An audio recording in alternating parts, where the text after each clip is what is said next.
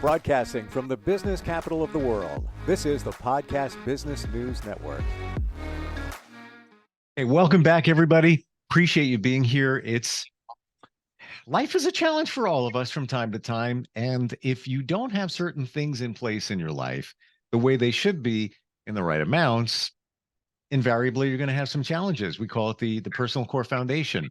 And it's an important one. And she's going to tell us more about that, dig deeper into it, and also help us navigate it. She is somebody that's super proficient in terms of your mindset and also medication. She has a very vast pharmaceutical background, and she's back with us. Dr. Lisa Nezneski is on the program. Hi, Lisa. How are you?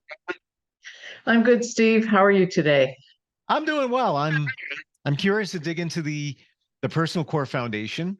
I know a few of them, and even the ones that you mentioned before we got on here, like so important. If they're off kilter, you're going to be off.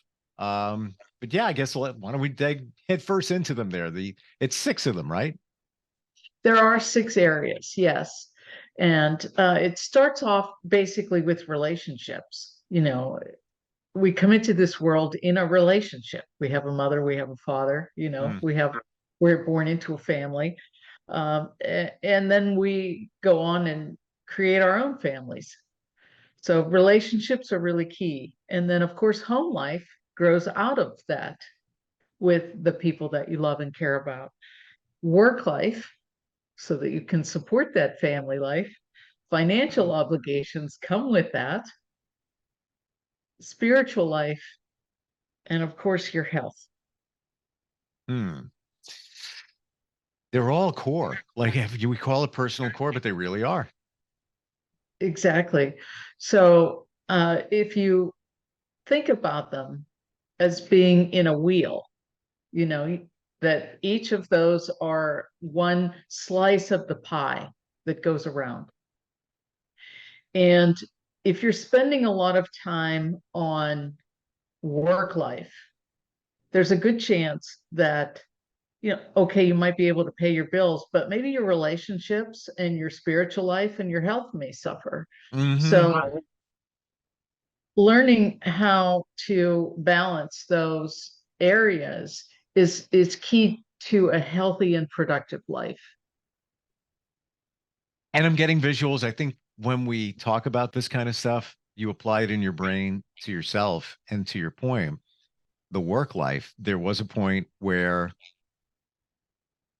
I put a lot of emphasis on it. And this is even in the last, I don't know, 12, not even, I'm telling 7, 8 years. Took on other responsibilities. What happened? My home life changed. My health changed. All of that because it was off kilter, because it was leaning more toward the work life. But I didn't see it until, well, it was too late. Figured out I had an ulcer, have challenges at home. So I had to pivot and go the other way with it. But yeah, it's a delicate balance. It really is, right? Right. It is a delicate balance. And last week I read the poem Finding Lisa. And I talked a lot about, well, it starts off with how did things get so bad? And that's, and I developed a methodology called the 7 mindful questions, where I'm asking myself questions. And it dawned on me that things got so bad because I wasn't spending time on each of those particular aspects. So it really was a self-discovery. But what matters most to me? That first question, what am I doing right now with regard to what matters most? So of those areas of relationships and health, as we're looking at them, we're asking ourselves questions. What's the most important relationship right now? And the answer is yourself. Yep.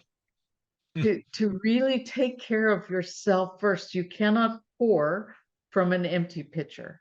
You have to pour from, being filled and fulfilled. So beginning to work on yourself, that's where, of course, I had a number of health challenges, and at one point, the only thing I could do was pay attention, couldn't pay anything else. So meditation came into play. When we talk about the spiritual side of things, is that everything? The mindfulness, let's say if you practice religion, all of those things, practice of It is. gratitude. Yes, it is. Really, there are various dimensions that bring you closer to grace, and grace brings you closer to love, and love brings you closer to God. So Hmm. all of those things, eh, in a holistic manner, do nourish your body, mind, and spirit. I love looking at this list and applying it in my brain. I really do. As where you shouldn't look back and say, "Well, I made a mistake." But I look at those things and I'm like, that could have been. I could have maybe put more emphasis on that one, less on that one, so that they all kind of balance out better. And it's funny when you look at these six, at least I know I do, right away. Room for improvement on that one, room for improvement on that one. Kind of clear. I don't know if other people are like that. Do you take a look at that even in your journey and Oh, see, absolutely. do you find Yes, yes, of opportunities? course. Yes, of all those areas, if you don't look at them on a regular basis, over overall, look at all of them, and you could rate yourself on a 1 to 10, if you will. And then you have, if you're living a 60 life, all six areas are 10, you're living a Hmm. 60 life, you're doing great. But if you're somewhere in the 28, your life is pretty chaotic. And that's where I was in that grounded in chaos moment when I wrote my first book. Things were way out of balance. And so by looking at all of those, there are times when you're going to choose, Steve, to focus on one particular area. Like, for example, November, December, all I focused on was health. Didn't have relationships. I was sort of a nomad. I didn't have a home. I was living with my son after surgery. Hmm. I was paying my bills, wasn't working. Okay. I was completely focused on my spiritual life and my health, and that's it. So I could have given myself, twos for all of those areas for that period of time. But, sometimes if it's a short term situation, then you're able to kind of get through it. You know that this is out of balance. But for the long term, if you're not looking at all of those areas, you can easily get out of balance. And I guess that's where the gratitude comes in, because if you Mm. take a look at, late October, November, December, all of that for you, you had the opportunity to do that. You had Right, surgery. So you had, right. had to take some time, put it aside for that. But that gave you the opportunity to focus maybe more on the spiritual side of things. You had the Mhm. opportunity, uh, even though might have been a little bit of a challenge living with your son, so that maybe made things easier and all of that. Just in overall, I guess Right. that's where the could have been. I don't want to say this. I hate saying it. Could be worse. Because now you're asking the universe to make it worse. But as a whole, there's a lot of positive things there that gave you the opportunity to focus on those things, your health and the spiritual side of things. Yes, exactly. Exactly. So, there are times when I purposefully choose to not work. I will not work on Saturdays and Sundays. I set boundaries around certain things to give me time to have more balance. So that's really, why I looked at all the various things. Some uh, self-help coach people talk about 10 areas or 12 areas. So you could parse these down even a little bit more. Let's say if you are married, that relationship should maybe be its own focus versus relationship with kids and extended family. Friends would fit into the relationship category. So you could parse this out even more so that you're, not just focusing to the exclusion of other types of relationships. So for me, though, to put it in the larger categories and work on those, sequentially, I think was most easy for me and easy to incorporate into my life. I'm on your page with these six. I don't think I don't think I need to break them down anymore. They say what they are, and they're very specific. I mean, really, home life and family.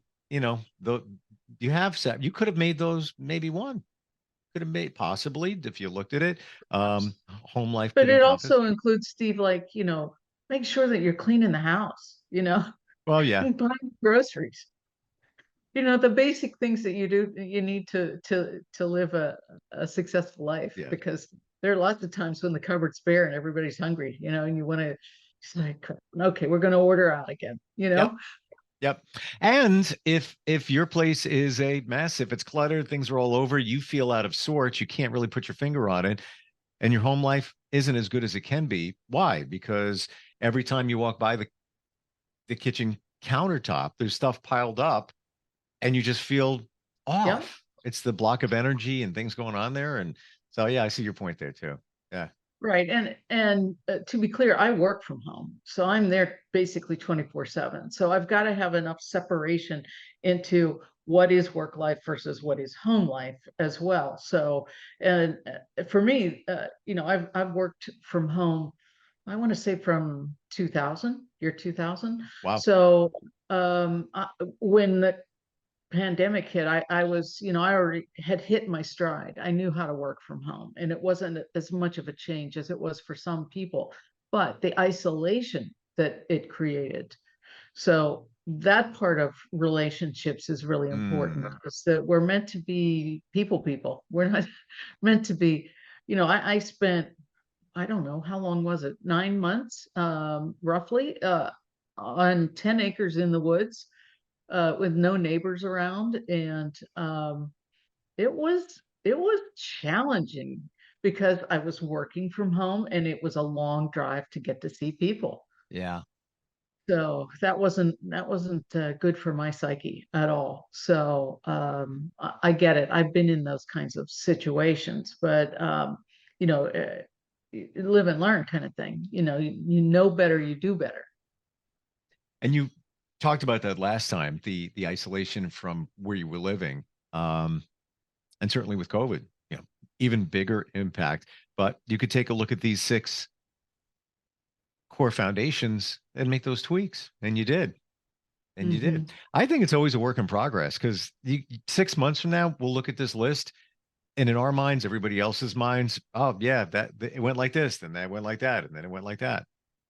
That's exactly right. Hmm. And that's the dynamic way of life. If you're in that present moment and you're living in that present moment, you're enjoying what it is that's arisen right now. And as you're going through life, each of those six areas gets, if you can give it the proper attention, and you can define what proper means. Hmm. Yeah. Yeah. So as I said, you don't have to go full tens on every category. You could decide that um, work life is going to take a lesser priority at the moment while you work on your spirituality and your relationships or your health or something of that nature. So yeah, so as you're going through life, and you're really focusing on what is the most important thing in that moment, really appreciating what's going on, uh, things begin to become more clear as to how to bring that particular joy into your life in those areas that are imbalanced. Like if you take a look at, let's say, work life and health, and you might say, you know what? I really need to get in shape. I need to go to the gym, spend more time. I'm going to go jogging, whatever it might be. Work life, I'm not going to be able to work the extra hours. I need to take that away and be prepared. Now we go to the financial category for a little bit less. Are we okay with that? So I can take my health side up a little bit more. Might only be for 3 months. So, let's say lose 10 pounds or feel better. And what this reminds me of? I don't know if this is a good analogy. You ever look at a sound system has an equalizer and there's different settings. Right. I want more bass, I want less treble, I want more mids. And it's kind of like that. You kind of move. If you take them all and throw them all up, it's going to sound like CRAP. So if you have to have the right blend. That's exactly right. And only you can decide what the right blend is. Right. Everybody's ear is different. So you may say, I want more bass. I'm like, I want more treble. So that supports me, that supports you, but we equalize our life in certain ways of raising those levers up. And those levers being the frequency on the equalizer. Well, those levers are the 6 core foundation, personal core foundations. So That's right. when somebody has challenges with that, you're somebody that can work with them to help them figure it all out. Yes, exactly. That's one of the things that I specialize in. I have a program called Get Your Health, Vitality, and Peace of Mind Back. Hmm. And that's exactly what we do is we'll go through each of the 7 mindful questions in sequence, but with there's an exercise that it goes really deep into what is your personal core foundation and what really matters most to you. And then as you're going through the questions, I'm basically the guide. You know, the answers are inside you, Hmm. but I help you focus and bring them out. And sometimes we get in our own way, you know, We can. right? Right. Until you Right. have impartial eyes looking at what's going on. And yes, your friends and family, there's a lot of value there, but sometimes they're going to tell you what you really want to hear. Right. And not be confrontational per se. And it's not that the program is confrontational, but I have no skin in your game Right. other than helping you find that balance. So I can ask those more difficult questions more dispassionately because we're going to go our separate ways after the program's over. But, you know, we'll still be friends and we'll still go through the process. But, you know, I am more able to ask in my consultant role those more difficult questions without it being confrontational. Hmm. Yeah. Again, you're impartial. Exactly. Yeah. You're not going to judge. You're only there to help. Any other thoughts on the core foundation? Like I'm looking at all of these and I'm trying to apply them how I would from this day forward. Because I already know, thankfully, I already know where I need to make tweaks for the most part. Like I really do. It sometimes is really obvious as Yeah. you're looking at them that Hmm. the most important uh the one that is out of balance that requires your focus shows up relatively easily. It's not like you've got to dig for what the answer is. So what I would suggest is figuring out in your day-to-day plan, if you're using a calendar or whatever, to Hmm. block some time out for that. So let's say if you have this burning desire to learn how to meditate, that you block out 30 minutes in the morning before your life, you know, starts. Or Hmm. if you're the kind of person that's a late at night kind of person, I'm a first thing in the morning person. um, you know, find the time as you're winding down before bed to do your meditation. So, in other words, fit it into your calendar. Make a conscious effort to plan to do that activity to bring things back into balance. And the first couple times that you try, whatever you can't give up. You have to give it enough time for it to stick.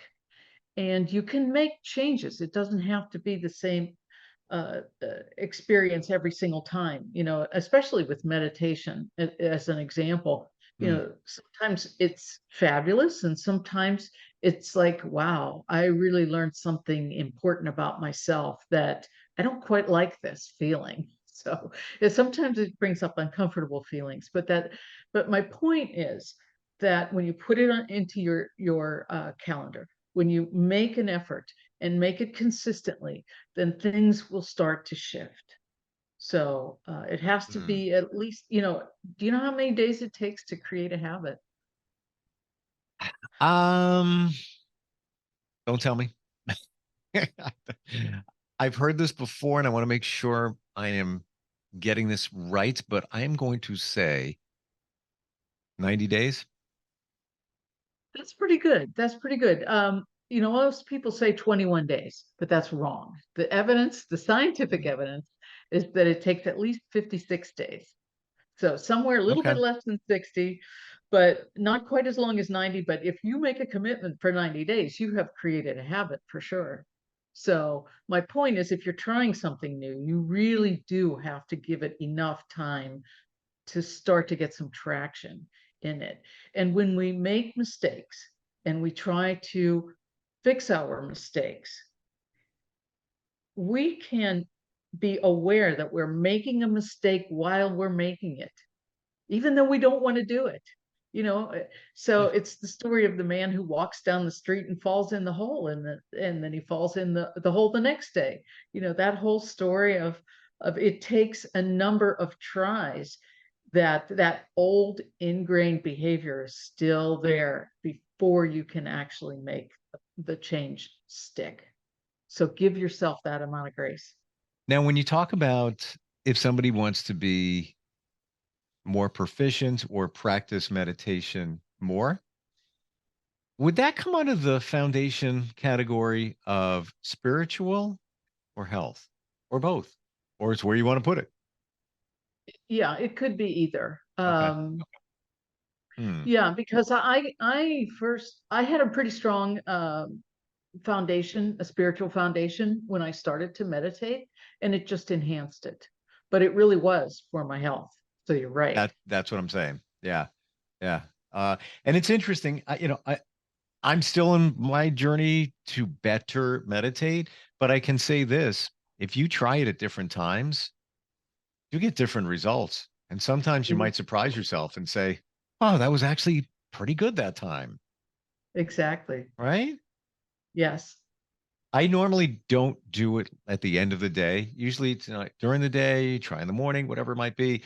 And over the weekend, took a little time later in the day, and I just, was mindful, was thinking, and stuff was coming to me. I'm like, whoa, all right, I never did this. I thought I'd be too tired, wouldn't be able to apply or focus. But again, if you just, get out of your routine and try something a little bit different, you might be surprised what you might figure out or find. Exactly. I just heard my laptop. I've got a meeting starting soon, so let's. Oh boy. If we, yeah. That being said, you are available to help anybody navigate through the foundations, come up with a plan. It's your website, right? Please share. Yes, www.lisa, Lisa, Nezneski, Nezneski.com. And, if you're at all interested in the Tuesday night meditation, it's free. It's on Zoom, and just drop me your contact and I'll email you the link. Wow. Thank you for that. And for this today, this is so important. It really is. And I'm glad it's 6, because I think it should be 6. We nailed all of them. You did. They're right there. And the word is you. It's kind of your brand. Be mindful of these things, and life will move forward in a positive direction. Exactly. Thanks, Lisa. I appreciate you, and look forward next time we talk next week. All right. Thank you so much. Thank you. Next week. We'll Bye be right now. back. Are you looking for even more of the podcasts and hosts that you love? The Podcast Business News Network is proud to announce that you now have even more ways to listen live. Check out the MyTuner Radio, online radio box, and Simple Radio apps on iOS and Android, or find us online. Search for Business News Network on mytuner-radio.com, or search Podcast Business News Network on streama.com and onlineradiobox.com/US. Take your podcast on the go and don't miss a minute of the action.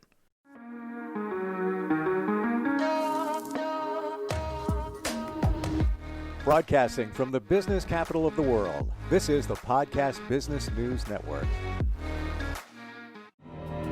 For nearly 2,000 severely injured veterans, everyday life has become filled with barriers. Day-to-day simple tasks can become pretty daunting. I have to carry my chair up 2 flights of steps or have somebody do it for me. What scares me the most is just the falling. When I'm struggling with my house, I think, to have that one great barrier just knocked down, it's crucial. Home for Our Troops is a wonderful nonprofit that builds a mortgage-free, fully adaptive, handicap-accessible house. And there's no catch. It'll be our very first home that we've ever owned. This is a game changer. This is where your life begins again. We need you to join us in completing this important mission. Please visit hfotusa.org.